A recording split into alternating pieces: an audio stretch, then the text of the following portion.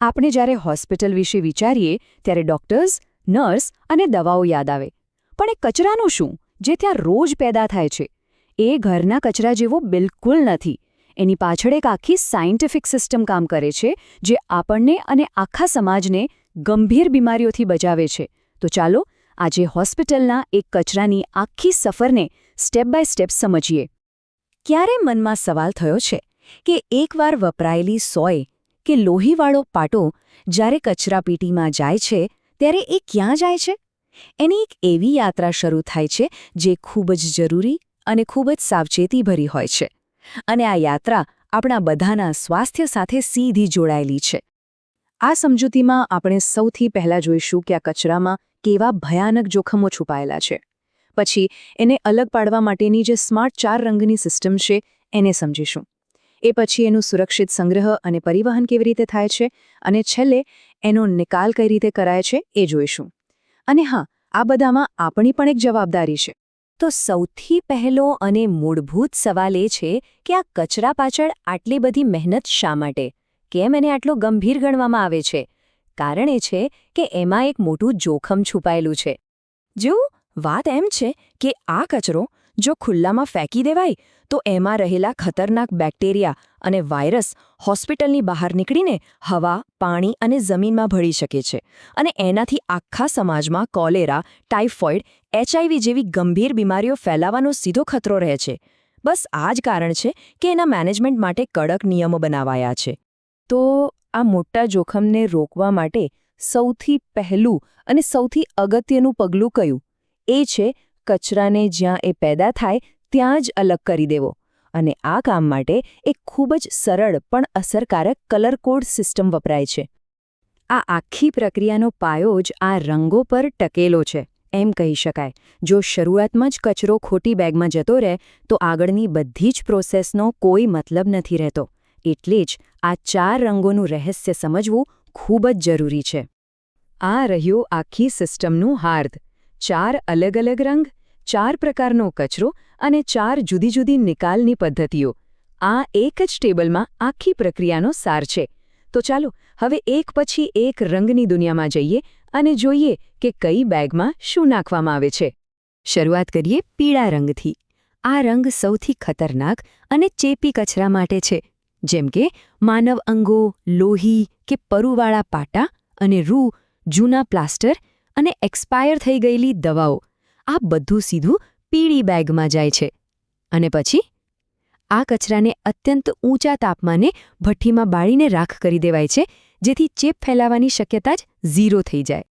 હવે વારો છે લાલ બેગનો. અને આ પર્યાવરણ માટે એક સારા સમાચાર જેવું છે. આમાં એવો પ્લાસ્ટિકનો કચરો નાખવામાં આવે છે જે ચેપી તો છે પણ એને રિસાયકલ કરી શકાય છે. જેમ કે પ્લાસ્ટિકની બોટલો, ગ્લવ્સ, સોય વગરની સિરિંજ અને પાઇપો. આ કચરાને પહેલાં હાઈ પ્રેશર સ્ટીમથી જંતુમુક્ત કરાય છે, જેને ઓટોક્લેવિંગ કહેવાય છે, અને પછી એને સુરક્ષિત રીતે રિસાયકલિંગ માટે મોકલી દેવાય છે. સફેદ રંગમાં બેગ નહીં પણ એક મજબૂત પંચર પ્રૂફ ડબ્બો હોય છે. અને એનું કારણ એકદમ સ્પષ્ટ છે. આમાં સોય, બ્લેડ, છરી જેવી બધી જ ધારદાર વસ્તુઓ નાખવામાં આવે છે, જેથી એ કોઈને વાગી ન જાય, ખાસ કરીને સફાઈ કર્મચારીઓને. આ ડબ્બો ભરાઈ જાય પછી એમાં રહેલી વસ્તુઓનો કેમિકલથી ટ્રીટમેન્ટ કરીને અથવા મશીનમાં નાના ટુકડા કરીને નાશ કરાય છે. અને છેલ્લે છે વાદળી બોક્સ. આ ખાસ કરીને કાચની વસ્તુઓ માટે છે, જેમ કે દવાની ખાલી શીશીઓ, તૂટેલા કાચના એમ્પ્યુલ્સ અને શરીરમાંથી કાઢેલા મેટલના ઇમ્પ્લાન્ટ્સ. આ બધું વાદળી બોક્સમાં જાય છે. આ વસ્તુઓને બરાબર રીતે જંતુમુક્ત કરીને ફરીથી ઉપયોગમાં લેવાની શક્યતાઓ પણ ચકાસવામાં આવે છે. ચાલો, તો હવે કચરો રંગ પ્રમાણે અલગ અલગ બેગમાં તો ભરાઈ ગયો, પણ હોસ્પિટલમાંથી બહાર નીકળતા પહેલાંની તેની યાત્રા પણ એટલી જ મહત્વની છે. અહીં પણ સાવચેતી રાખવી ખૂબ જ જરૂરી છે. આના નિયમો એકદમ સીધા અને સરળ છે. પહેલો નિયમ, બેગ આખી ભરાય તેની રાહ જોવાની નહીં, પોણા ભાગની ભરાય એટલે તરત જ તેને મજબૂત રીતે બાંધી દેવાની. બીજું, તેને એક અલગ અને સુરક્ષિત જગ્યાએ રાખવાની. અને ત્રીજું, એને હોસ્પિટલમાં એક જગ્યાએથી બીજી જગ્યાએ લઈ જવા માટે ખાસ ટ્રોલીનો જ ઉપયોગ કરવાનો, જેથી ચેપ બીજે ક્યાંય ફેલાય નહીં. અને હા, અહીં એક સૌથી મોટો નિયમ છે સમયનો. 48 કલાક. કોઈ પણ સંજોગોમાં આ કચરાને હોસ્પિટલમાં 48 કલાકથી વધુ સમય માટે રાખી શકાતો નથી. આ એક કડક ડેડલાઇન છે જે સુનિશ્ચિત કરે છે કે જોખમી કચરો બને એટલો જલ્દી ટ્રીટમેન્ટ પ્લાન્ટ સુધી પહોંચી જાય. તો કચરો હવે હોસ્પિટલની બહાર નીકળી ચૂક્યો છે. હવે તેની છેલ્લી મંઝિલ ક્યાં છે? એની સાથે છેલ્લે શું કરવામાં આવે છે જેથી એ સંપૂર્ણપણે સુરક્ષિત બની જાય? શહેરની બધી જ હોસ્પિટલોમાંથી આ કચરો એક ખાસ જગ્યાએ લઈ જવાય છે, જેને કહેવાય છે CBWF.